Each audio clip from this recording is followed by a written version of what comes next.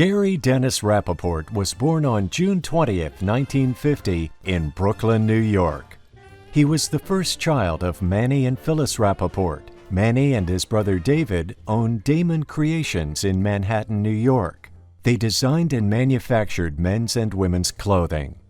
Manny and Phyllis lived in a tiny Brooklyn apartment when Gary was born. 3 daughters followed over the next several years: Michelle, Randy, and Robin.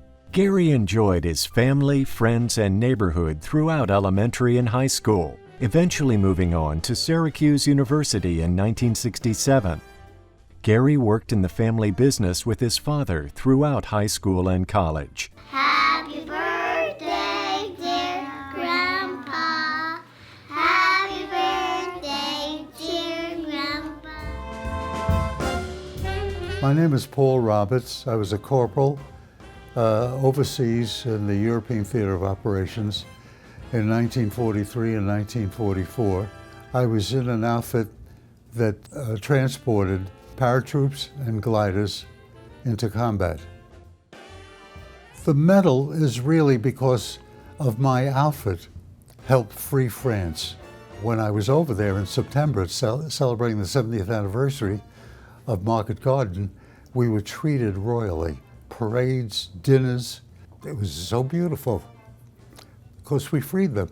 Who would have thought at that time that a little 13-year-old from Newcastle, Pennsylvania, and this guy from Morgantown, West Virginia would be brought together through BBYO. Esty had a mad crush on him. A couple years later, Elliot couldn't keep his eyes off of Esty. And look where we are now. Look where they are now and how much they have given of themselves as this couple that was brought together by BBYO. In 1964, Ross Cortese came east and looked at the Forsgate Farm area, decided he'd like to build here. He, at the time, became the youngest person to get a real estate license in the state of California. Ross was the most meticulous and careful guy that you could ever find. Everything he put forth to the public was going to be the finest and state-of-the-art. That's how he lived his life. I always think of him when I ride in the gate, and I feel a little proud of the accomplishment that we accomplished what we started out to finish, and we owe it all to Ross. My mom was born Patricia Ann O'Hare on June 27, 1944, in Rutherglen, Scotland, to Henry and Mary O'Hare. My father was born in Gastonia, North Carolina in April 19, 1944, to Ruth and Patrick Norton. My father came out of the water, saw my mother with curlers in her hair on the beach, and walked up and said, "Aren't you going to introduce yourself?"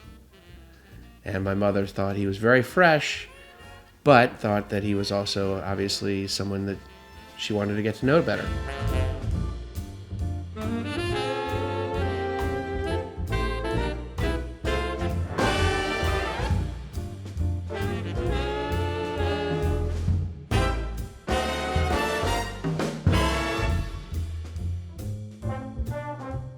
The year was 1914. It was a hot, sultry day, May 18th, in Rawalpindi, India. A son was born to the Maker family. He was named Daljit Singh, conqueror of the troops. Daljit Singh attended modern school in Delhi. He was an extremely bright student, and he was very confident and bold. One time, Mahatma Gandhi came to visit Daljit Singh's school and asked all of the students a question. None of the other students would come forward, but Daljit immediately raised his hand to answer. He gave the perfect answer, and Mahatma Gandhi was so impressed that he gave Daljit a special reward. The small town of Bethesda, Maryland could not have anticipated what would ultimately happen to its quaint cottage-style hospital. Opened in 1943 to accommodate the growing World War II military population, within 8 months the tiny hospital received approval by the American College of Surgeons. Fundraising campaigns were conducted door to door, and by 1950, the hospital had been purchased by the community and had an aggressive plan for growth and development, setting the stage for a strong focus on high-level acute care, including stroke and neurosurgery.